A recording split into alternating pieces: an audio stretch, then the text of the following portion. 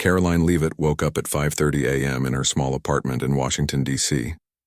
The morning was still dark outside her window as she prepared for what she expected to be a normal day at work. She had an important TV appearance scheduled for 8 a.m. on the popular morning show American Dialogue. As the press secretary for a major political figure, Karoline was used to these appearances, but she never took them lightly. She showered quickly and chose a navy blue suit with a white blouse. Professional but not flashy. Karoline believed her. Words should get attention, not her clothes.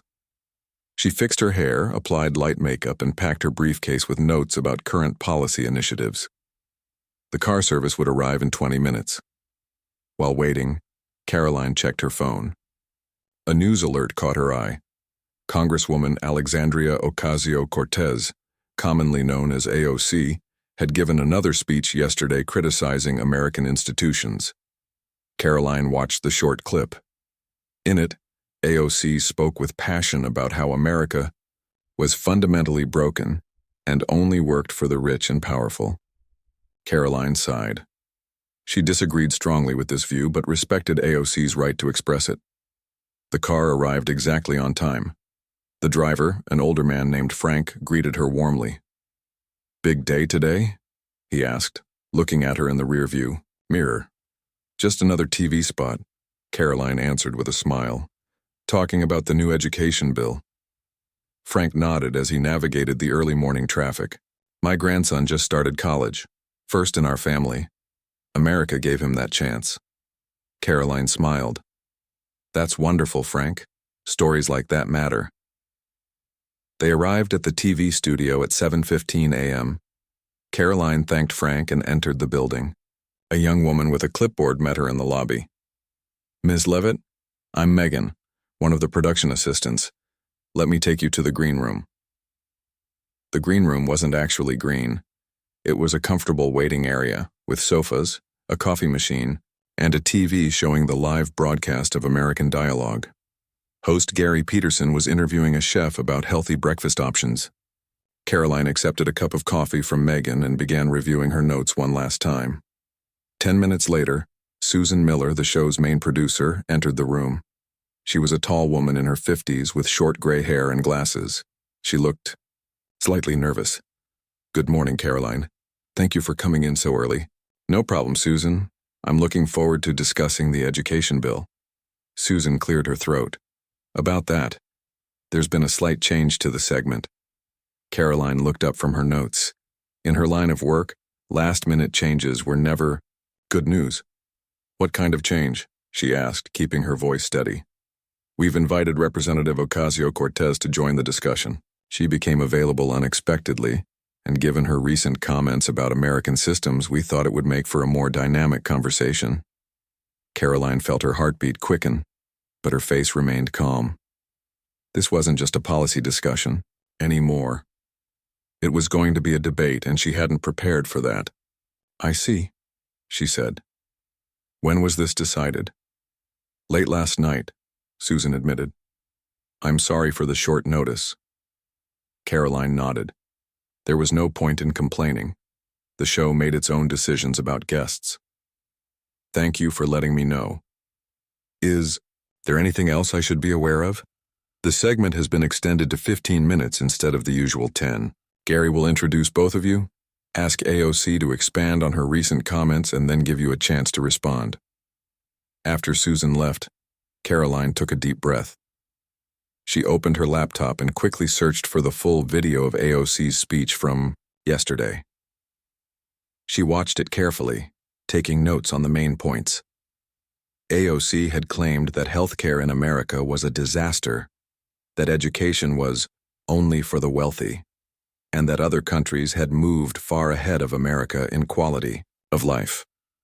Karoline didn't agree with these views, but she respected AOC as a skilled communicator. She would need to be at her best today. She began organizing her thoughts not to attack AOC personally, but to present a different view of America, one based on opportunity, improvement, and hope. A makeup artist named Rita came in to prepare her for the bright studio lights. As Rita worked, Karoline could see the live feed of the show on the TV. They were now interviewing a local business owner. "You look tense," Rita said. "Big interview?" "Change of plans," Karoline explained. "I'm now doing a segment with Representative Ocasio-Cortez." Rita raised her eyebrows. "Oh my, that should be interesting. Just remember to breathe." Good advice, Karoline thought. She closed her eyes for a moment and took several deep breaths. When she opened them again, she saw AOC entering the studio through a side door. The Congresswoman was wearing a bright red suit and talking animatedly with a young man who appeared to be her aide. She looked confident and ready. Megan returned to the green room. "We're ready for you, Ms. Leavitt." Karoline gathered her notes, thanked Rita, and followed Megan to the studio. The set of American Dialogue featured a round table with 3 chairs. Gary Peterson, a man in his 60s with silver hair and a friendly face, stood up to greet her. "Karoline, thanks for joining us today," he said, shaking her hand. "Thank you for having me, Gary." AOC was already seated. She looked up and nodded politely at Karoline. "Good morning." "Good morning, Representative," Karoline replied with equal politeness as she took her seat. A floor director counted down with his fingers. 5, 4, 3, 2. He pointed at Gary when they went live. "Welcome back to American Dialogue," Gary said to the camera. "We have a special discussion for you today about the state of America." Joining us are Congresswoman Alexandria Ocasio-Cortez, who recently made headlines with her critique of American institutions, and Karoline Leavitt, press secretary and spokesperson, who has frequently spoken about American exceptionalism and opportunity. Gary turned to AOC. "Representative, you said yesterday that America's systems are fundamentally broken and designed to benefit only the elite. Could you elaborate on what you meant by that?" AOC leaned forward, her expression serious. "Thank you for having me, Gary. What I've been saying, and what many Americans feel, is that our systems, healthcare, education, criminal justice, are not working for average people. They're designed to keep wealth and power concentrated in the hands of a privileged few while millions of hardworking Americans struggle to make ends meet." As AOC continued speaking, Karoline listened carefully and made notes. She noticed that the Congresswoman used emotional language and personal stories to make her points. She talked about families unable to afford medicine, students drowning in debt, and workers unable to find jobs that paid living wages. "The American dream is becoming a myth for most people," AOC said with passion. "Other nations have surpassed us in every meaningful measure of social progress.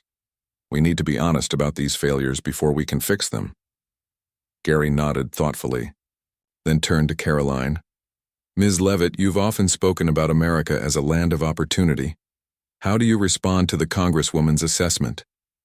The studio lights felt hot. Karoline could feel the weight of the moment. She knew millions of people were watching. She took a breath, just as Rita had advised, and prepared to offer a different vision of America, one that acknowledged problems but recognized strengths and possibilities. "I appreciate Representative Ocasio-Cortez's passion," Karoline began, in a measured tone. "But I respectfully disagree with both her characterization and her conclusions about America." The cameras were fixed on her now. The real conversation was about to begin. The studio fell silent as Karoline began her response. Even the camera operators seemed to hold their breath. This wasn't just another political discussion. It felt like something more important was happening. "I appreciate Representative Ocasio-Cortez's passion," Karoline said again, her voice calm and clear. "But I think we need to look at the full picture of America, not just focus on what's broken." She opened a small folder of papers she had brought with her. Inside were facts and figures she had collected for various appearances. She hadn't expected to need them today, but now they seemed perfect. "When we look at global immigration patterns," she continued, "we see millions of people still trying to come to America every year. Last year alone, over 2 million people applied for visas. If our systems were truly as broken as the representative suggests, why would so many people from around the world still want to come here?" AOC shifted in her seat. She hadn't expected this approach. She had prepared for anger or denial, not for calm facts. Those immigrants don't know what they'll face when they get here, AOC replied quickly. They arrive with dreams and find a system stacked against them. Karoline nodded thoughtfully. Some do face challenges, that's true, but many succeed. In fact, immigrants start businesses at higher rates than native-born Americans. They find opportunities here they couldn't find in their home countries. Gary Peterson tried to jump in, but Karoline wasn't finished. I grew up in a middle-class family in New Hampshire, she said, looking directly at AOC. My parents weren't rich or powerful. My dad worked in construction and my mom was a teacher. Yet I had opportunities that would be impossible in many other countries. I went to good public schools. I worked hard and got scholarships for college. No one handed me anything, but the path was there. The red light on the main camera blinked, signaling that they should go to commercial. But Susan Miller, watching from the control room, made a quick decision. She spoke into Gary's earpiece. Keep going. This is good television. Gary nodded slightly and let the conversation continue. AOC leaned forward. Your story is inspiring, Karoline, but it's not the reality for most Americans today. The average family can't afford a surprise $400 expense. Half of all Americans will face medical debt at some point. College costs have increased 8 times faster than wages. These are facts, too. The studio lights felt even hotter now. The stakes of the conversation were rising. Karoline took a sip of water from the glass in front of her. Those are real problems that need real solutions, she agreed. But declaring that America is fundamentally broken doesn't help solve them. In fact, it makes solutions harder to find because it ignores what's working. She turned a page in her notes. Our healthcare system has serious issues with cost and access. I don't deny that. But it's also responsible for medical innovations that save lives worldwide. Our universities, despite cost concerns, remain global leaders in research and attract students from every country. Our economy, even with its flaws, creates opportunities that simply don't exist elsewhere. AOC seemed frustrated. This wasn't going how she expected. Usually when she criticized America, people either strongly agreed or angrily disagreed. Karoline was doing neither. She was acknowledging problems while still defending American systems. But these systems only work for some people, AOC insisted. That's the point I'm making. If you're born wealthy, America works great. If you're born poor, you face obstacle after obstacle.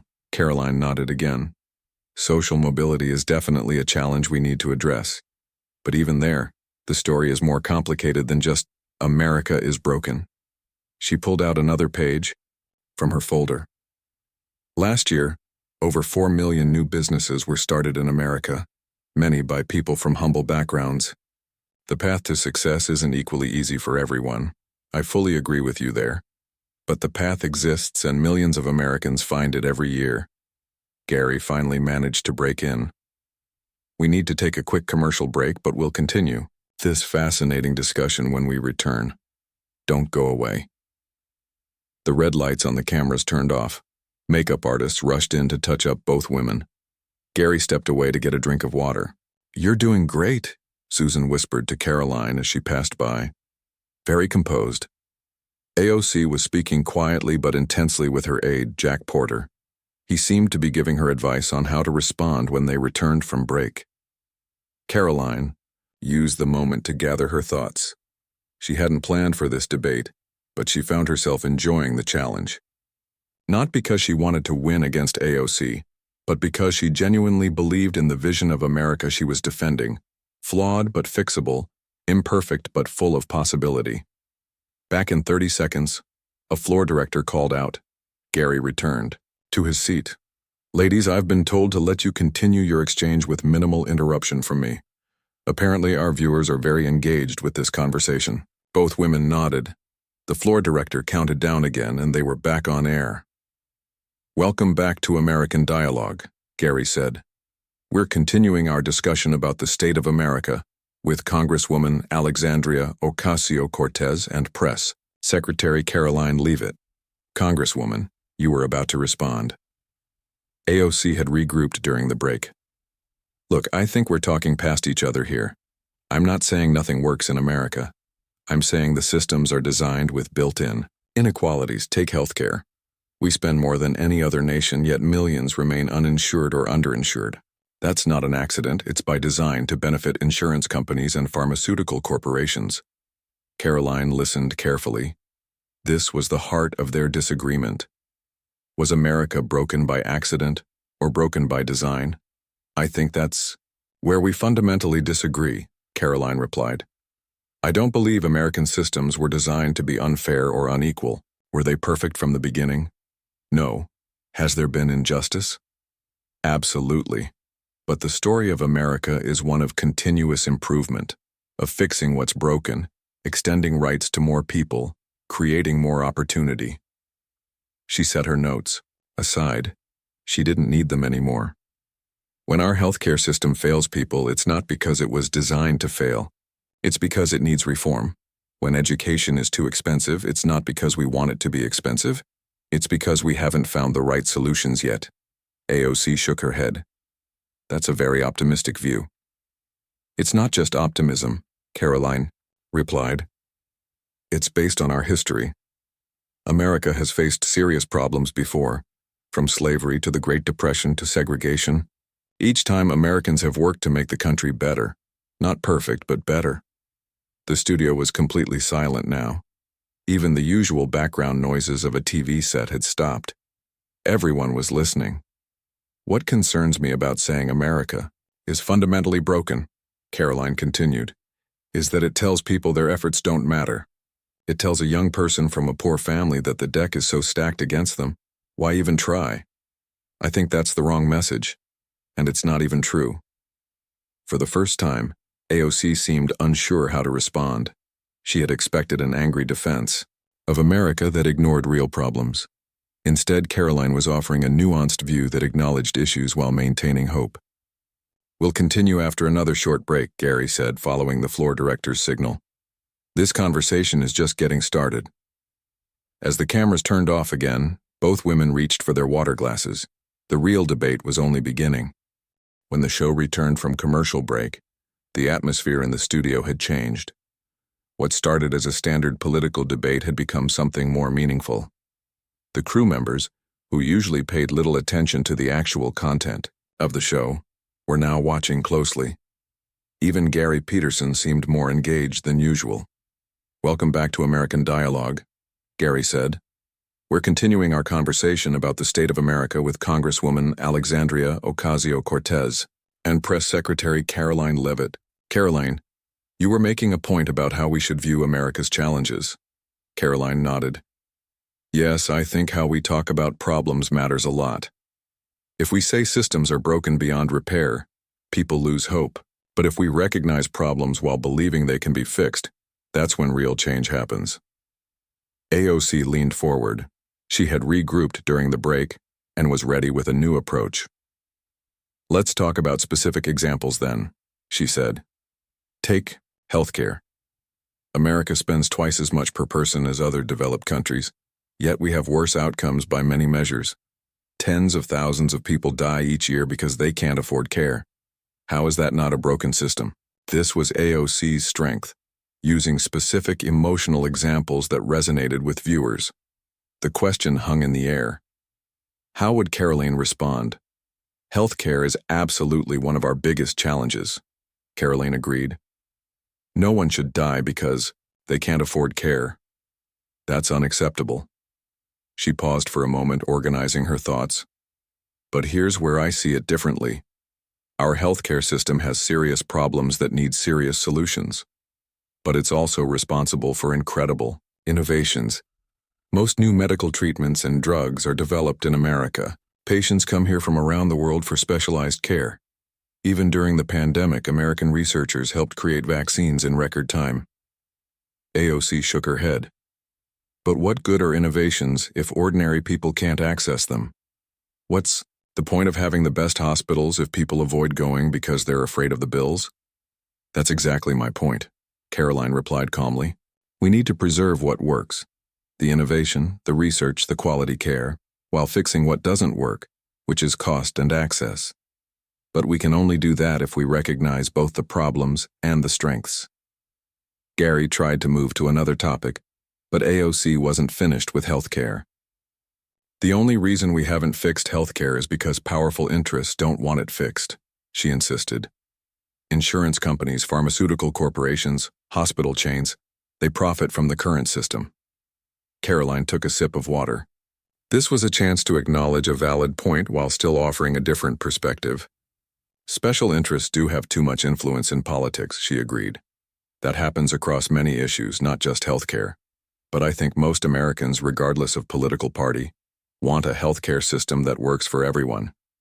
The disagreement is about how to get there, not whether we should. She continued. Some believe the government should control healthcare completely. Others think market forces with proper regulation can deliver better results. That's a legitimate debate to have. But we can have it without saying America is fundamentally broken. For the first time, AOC seemed slightly frustrated. You keep talking about America as if it's one thing that works the same for everyone.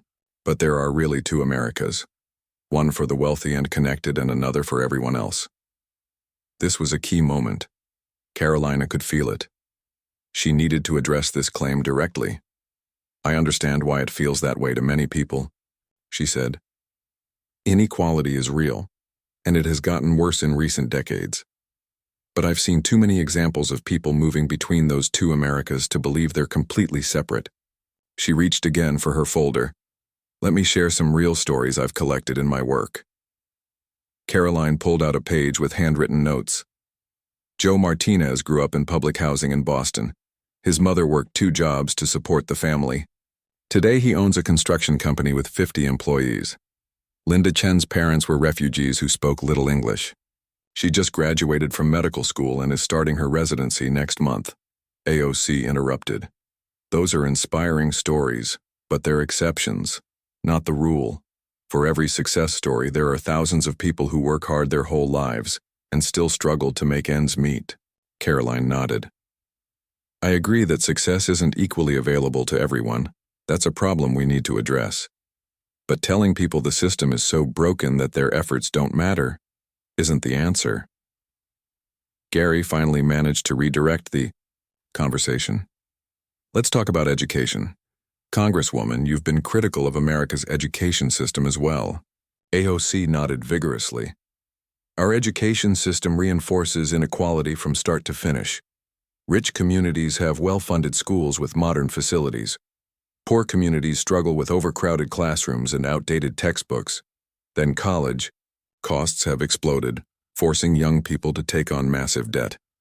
Meanwhile, other countries offer free or affordable higher education. This was familiar territory for Karoline. She had worked on education policy in her previous role.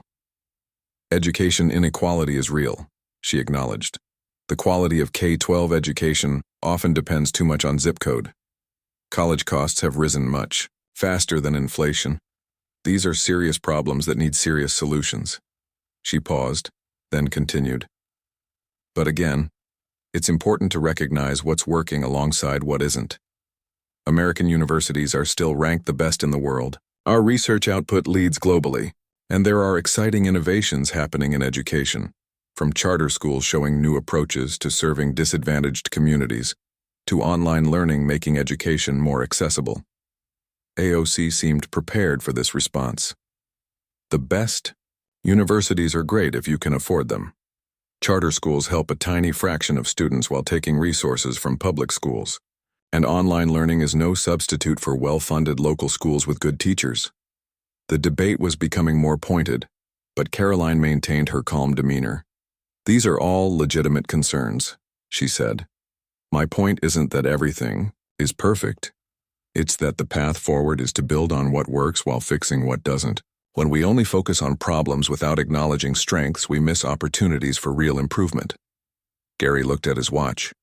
The segment was running long, but the producers hadn't signaled to wrap up. Clearly, they thought this conversation was worth extending. One more question before we have to take a break, Gary said. Congresswoman, you've compared America unfavorably to other countries. Karoline, how do you respond to that? AOC jumped in quickly.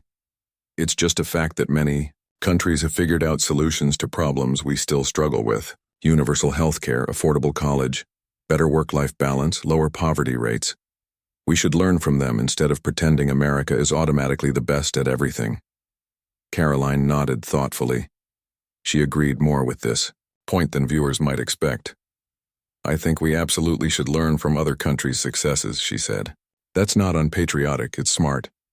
But we also need to recognize that direct comparisons aren't always simple. Other countries have different histories, populations, geographies, and cultures. What works in Denmark might need adaptation to work in America, she continued.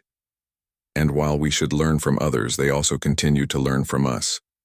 Our innovations in technology, medicine, and business practices spread worldwide. Our universities educate future leaders from every continent. Our culture influences the globe. That doesn't make us perfect, but it does mean we're doing some things right. As they cut to commercial, both women reached for their water glasses. Again. The debate was becoming more nuanced, moving beyond simple statements about America being either perfect or broken. But the most challenging questions were still to come. During the commercial break, the studio buzzed with activity. Makeup artists rushed in to touch up both women. Production assistants offered fresh water. Susan Miller, the producer, spoke quietly to Gary Peterson, likely giving him direction for the next segment. Karoline noticed AOC checking her phone. The Congresswoman's expression changed slightly as she scrolled through what were probably social media reactions to their debate. The conversation was clearly making waves beyond the studio. We're back in 30 seconds, called the floor director. Karoline took a deep breath. She felt good about how the discussion was going, but she knew the hardest part was still ahead. The debate would likely turn to more divisive topics. The cameras turned on again, and Gary welcomed viewers back to the show. We're continuing our conversation about the state of America with Congresswoman Alexandria Ocasio-Cortez and Press Secretary Karoline Leavitt, Gary said. Let's move to another topic. Congresswoman, you've been critical of economic inequality in America. Could you share your thoughts on that? AOC put her phone away and leaned forward. This was clearly a topic she felt passionate about. Economic inequality in America has reached levels not seen since the 1920s, she began. The top 1% owns more wealth than the bottom 90% combined. CEO pay has grown 940% since 1978, while typical worker pay has risen just 12%. These aren't just statistics, they represent real suffering. Families working multiple jobs and still struggling to pay rent. Young people unable to buy homes or start families. Seniors choosing between medicine and food. She continued with growing intensity. This isn't the natural result of a fair system. It's the predictable outcome of policies designed to benefit the wealthy at everyone else's expense. Tax cuts for corporations and the rich, weakened labor laws, deregulation of industries. The system isn't broken. It's working exactly as designed, just not for ordinary Americans. The studio was silent as AOC finished. Her words hung in the air, powerful and challenging. Many viewers would be nodding in agreement. How would Karoline respond? Economic inequality is a serious concern, Karoline began, acknowledging the point. The numbers the Congresswoman cited are largely accurate, and they point to real problems we need to address. She paused for a moment, then continued. Where I see things differently is in the causes and solutions. I don't believe our economic system was designed to create inequality. Rather, I think we've failed to adapt quickly enough to massive changes in the global economy, technology, automation, globalization, that have disrupted traditional paths to middle-class security. AOC shook her head slightly but let Karoline continue. I also think we need to be careful about how we measure success, Karoline said. Income inequality matters, but so does overall quality of life. Even as inequality has grown, many necessities and luxuries have become more affordable and accessible to more people. Technology that was once available only to the wealthy, computers, cell phones, internet access, is now widespread. But people can have smartphones and still be poor. AOC interjected. Material goods getting cheaper doesn't solve the fundamental problem of economic insecurity. That's a fair point, Karoline nodded. I'm not suggesting cheaper goods solve everything. I'm saying we need multiple measures to understand the full picture, and we need to recognize that solutions aren't simple. She turned to face AOC more directly. You mentioned tax cuts for corporations and the wealthy, but the relationship between tax rates and economic outcomes is complicated. Some high-tax countries have less inequality than America. True. But others have similar or worse inequality despite higher taxes. The same goes for labor laws and regulations. The point is that these are complex policy questions where reasonable people can disagree about the best approach. Gary tried to interject a question, but AOC was already responding. There's nothing complicated about the fact that the system is rigged in favor of the wealthy, she insisted. When billionaires pay lower tax rates than teachers, when corporations make record profits while cutting jobs, when Wall Street gets bailed out while Main Street suffers, these aren't accidents or unfortunate side effects. They're the result of deliberate policy choices made by people with power to benefit themselves and their donors. This was the most heated AOC had become during the debate. The conversation was touching on fundamental beliefs about how the American economy worked and who it worked for. Karoline remained calm. I think we agree that there are serious problems. Where we differ is in how we understand those problems and what solutions we propose. She looked directly at the camera. I believe we need an economy that creates opportunity for everyone. That means smart regulations that prevent abuse without stifling growth. Tax policies that ensure everyone pays their fair share without discouraging investment. Education and training programs that prepare people for good jobs. Safety net programs that help people through hard times. Those sound like talking points, AOC said. The reality is that powerful interests block those very solutions you're describing. They don't want fair regulations or taxes. They want rules that benefit them at everyone else's expense. Karoline nodded. Special interests definitely have too much influence in our political system. That's a problem across the political spectrum. But I've also seen that when issues are clearly explained and people get engaged, positive change can happen. She reached for her notes again. Let me give you a recent example.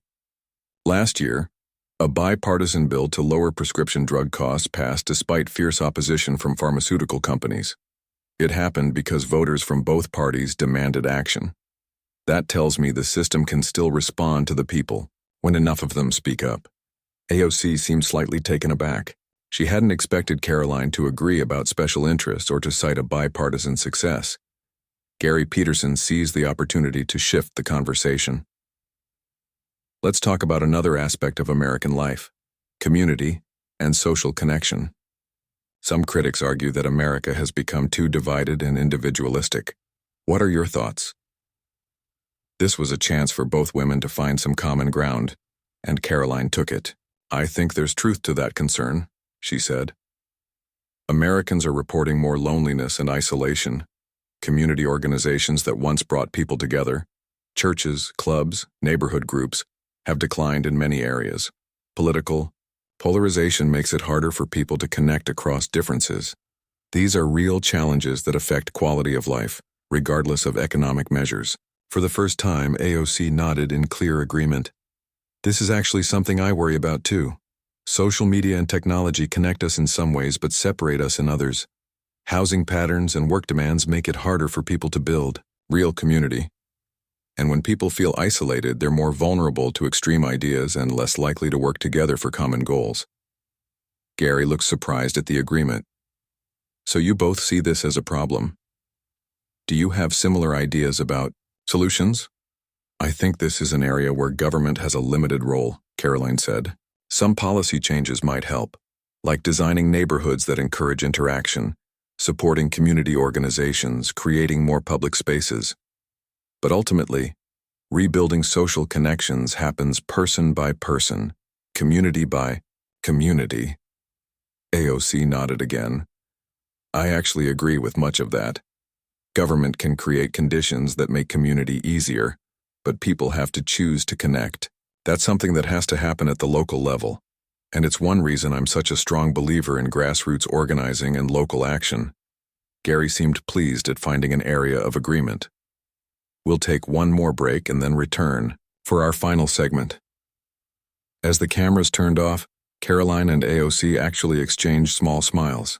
Despite their different perspectives, they had found at least one area where they saw similar challenges facing America. The debate was intense, but remained respectful. In the final segment, they would have a chance to summarize their views on America's challenges and possibilities.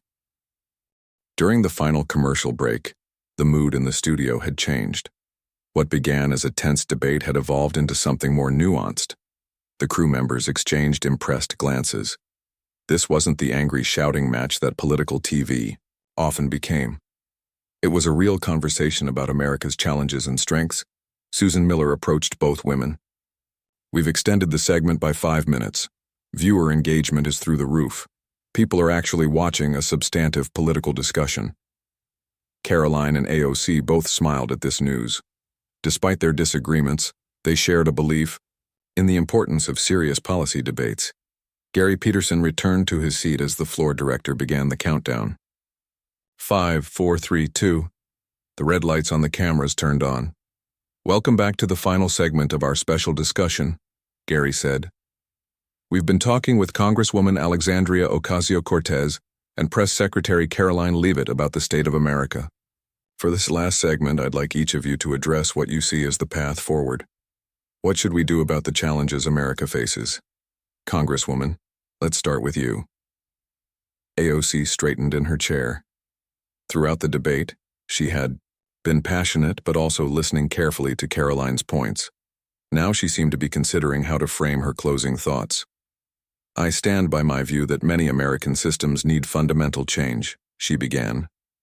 "The problems we face, healthcare costs, education inequality, climate change, economic injustice, aren't small issues that need minor adjustments. They require bold structural reforms." She paused briefly. "But I also want to acknowledge something important. The reason I fight so hard for change is because I believe in what America can be.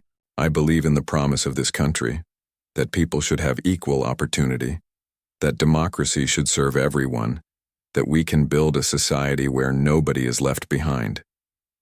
This was a softer tone than she had used earlier. She continued, "The path forward, as I see it, involves several key steps. First, we need to reduce the influence of money in politics so that government actually responds to ordinary people. Second, we need to strengthen and expand the social safety net, healthcare, education, housing, childcare, so that everyone has their basic needs met. Third, we need to address climate change with the urgency it deserves." She looked directly at Karoline. "Where I think we might find common ground is in the belief that Americans deserve better than what they're getting now.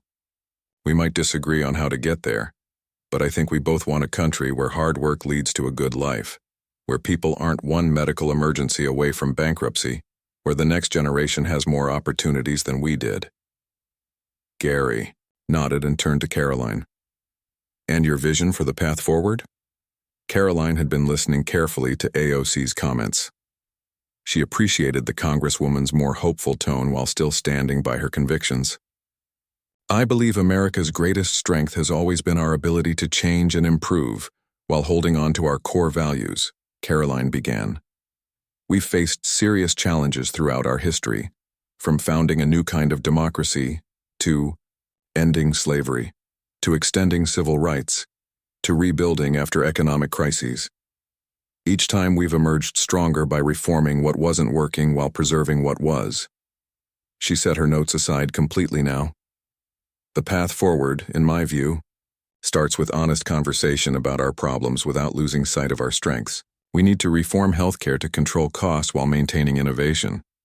We need to make education more affordable and relevant to today's economy. We need to create economic conditions where hard work leads to security and opportunity." Karoline looked at AOC. "I agree with the Congresswoman that money has too much influence in politics. I agree that we need a strong safety net for those in need. I agree that climate change requires serious attention. Where we differ is in whether these challenges require replacing our systems or reforming them." She continued with growing conviction. "I believe in reform because I've seen it work. Social Security was reformed in the 1980s through bipartisan cooperation and is stronger today as a result. The tax code has been simplified several times. Environmental laws have reduced pollution dramatically. Progress is possible without revolution. Gary looked at his watch.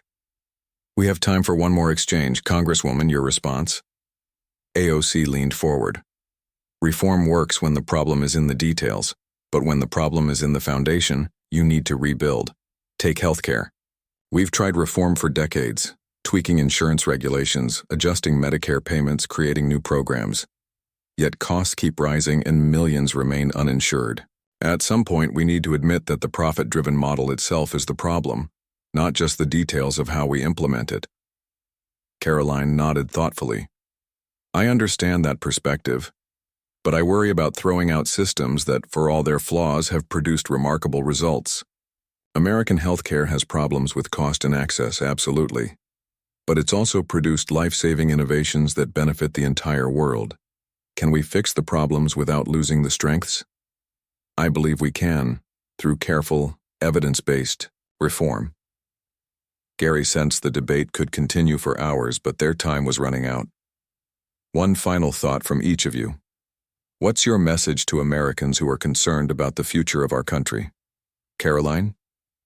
Karoline looked directly into the camera. My message is simple. Be honest about our problems, but also hopeful about our ability to solve them. Throughout our history, Americans have faced challenges that seemed insurmountable and overcome them through persistence, innovation, and working together. We can do that again. The American story isn't perfect, but it's one of continuous improvement. We can write the next chapter together. Gary turned to AOC. And your final thoughts, Congresswoman? AOC also addressed the camera. To Americans worried about the future, I say, your concerns are valid. The systems aren't working for too many people. But change is possible if we demand it. Throughout our history, progress has come when ordinary people stood up and fought for it. Workers, civil rights activists, women, environmental advocates. That's how change happens. So get involved, organize, vote, run for office. The future belongs to those who show up for it. Gary nodded. Thank you both for this thoughtful discussion. It's been refreshing to hear a political conversation that acknowledges both challenges and possibilities, that respects different perspectives while seeking common ground. As the cameras turned off, both women stood and shook hands. Their debate had been intense but respectful. Neither had changed the other's mind completely, but both had demonstrated that political differences didn't have to mean personal animosity. Susan Miller approached them. That was incredible television. Would you both consider coming back for another discussion in the future? They looked at each other and smiled. Despite their different visions, they shared a commitment to meaningful public discourse. And in a time of political division, that itself was something worth celebrating. As Karoline left the studio, her phone was already filling with messages. Clips of the debate were going viral online. People across the political spectrum were commenting on her calm, fact-based approach and her ability to acknowledge problems while defending American potential. She hadn't come to the studio expecting to debate AOC. She hadn't prepared talking points or practiced responses, but by speaking honestly and respectfully about her vision of America, flawed but fixable, imperfect but full of possibility, she had changed the conversation. And, in a small but meaningful way, she had demonstrated what democratic debate at its best could look like.